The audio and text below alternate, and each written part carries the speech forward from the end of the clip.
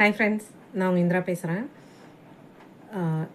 எனக்கு சில நேரங்களில் என்னை சுற்றி இருக்கிறவங்க ரொம்பவே என்னை வந்து டாமினேட் பண்ணி, அதாவது அவங்க இப்போ ரொம்ப பவர்ஃபுல்லாக இருக்காங்க, என்னால் அவங்கள மீறி எந்த விஷயத்தையும் செய்ய முடியல, செஞ்சாலும் அது தவறாக போயிடுது, சூழ்நிலை என்னை வந்து கைதியாக மாற்றிடுது அப்படின்னு நினைக்கிறவங்களா இருந்தால் இந்த பதிவை நிச்சயமாக பாருங்கள். ஏன்னா இந்த விஷயங்கள் ஏன் நடக்குது அப்படின்னா, இப்போது நம்மளை சுற்றி இருக்கிறவங்க, நம்மளுக்கு தெரிஞ்சவங்க, இல்லை நம்மளுக்கு பிடிக்காதவங்க கூட இதுதான் டைம் அப்படின்னு சொல்லிட்டு நம்மளை வந்து சில சமயம், நீ ஏன் இதை பண்ணின, இதை அப்படி பண்ணியிருக்கக்கூடாது, இது பாரு தப்பாக தான் போகும் அப்படின்ற மாதிரி வந்து கேள்வி கேட்டாங்கன்னா, அந்த இடத்துல சட்டுன்னு பயந்து, இல்லை இல்லை நான் இதுக்காக தான் பண்ணேன் அப்படின்னு நியாயப்படுத்துறதுக்காக காரணங்களை சொல்ல ஆரம்பிக்காதீங்க. ஏன்னா நீங்கள் அப்படி அதை ஆரம்பித்தோம் அப்படின்னாலே அது என்ன அர்த்தம்னா, அவங்க சொன்னதுக்கு உசுறு கொடுத்துட்டு நாம் செஞ்சது மேலே நம்மளுக்கே வந்து ஒரு டவுட் வந்துருச்சுன்னு அர்த்தம்.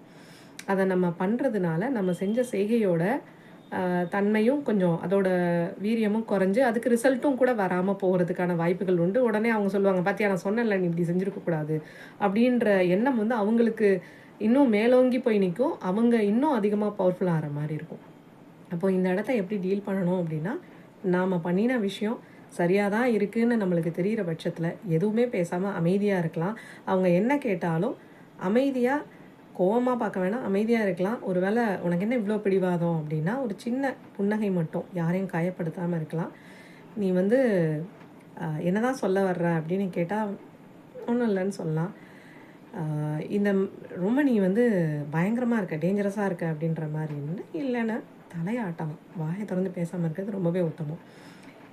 ஏன் அப்படின்னா, நம்ம வந்து அமைதியாக இருக்கிறத பார்த்து அவங்க யோசிக்க ஆரம்பிப்பாங்க. சில பேர் வந்து இன்னும் நம்மளை கோவப்படுத்துறதுக்காக பேசுவாங்க.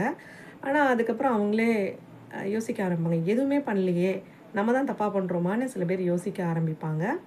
சில பேர் நகர்ந்துருவாங்க. ஸோ நம்மளோட செயல் வந்து அதோட செய்கைக்கான ரிசல்ட்டு, முடிவு வந்து காமிச்சு கொடுத்துரும் நம்ம செஞ்சது என்ன மாதிரி செயல் அப்படின்றது. அதனால் நம்ம அந்த இடத்துல வந்து ப்ரூவ் பண்ணுறதுக்காக, நம்மளை நியாயப்படுத்துறதுக்காக பேசணுன்ற அவசியம் இல்லை. பேசினோன்னா தான் நம்ம கண்ட்ரோலை இழந்துடுறோம். பேசாமல் இருந்தோம், நம்ம பண்ணது கரெக்ட் தான் அப்படின்ற பட்சத்தில் நம்ம வேலையை பார்த்துட்ருக்கோம் அப்படின்னா, அந்த இடத்துல கண்ட்ரோலை நம்ம எடுத்துப்போம். எப்பயுமே கேம் விளையாடுறப்போ நாம் எப்படி மூவ் பண்ணுவோன்றது எதிராளுக்கு தெரிஞ்சிருச்சு அப்படின்னா, நம்ம கண்ட்ரோல் அவங்கக்கிட்ட போயிடும். அதே தாங்க இங்கேயும். ஸோ பார்த்துக்கோங்க, எந்த இடத்துலையும் டக்குன்னு அவங்க கேட்குறாங்க, அவங்க சொல்லிட்டாங்கன்னா ரியாக்ட் பண்ணாதீங்க, ரெஸ்பாண்ட் பண்ணுங்கள். பதில் வந்து மூஞ்சில் அடித்த மாதிரி கொடுக்கணுன்னு இல்லை, ஒரு புன்னகை போதும். ரொம்ப முக்கியமாக சைலன்ஸ் ரொம்பவே போதும். ட்ரை பண்ணி பாருங்கள், நீங்கள் ரொம்ப பவர்ஃபுல்லாக இருப்பீங்க.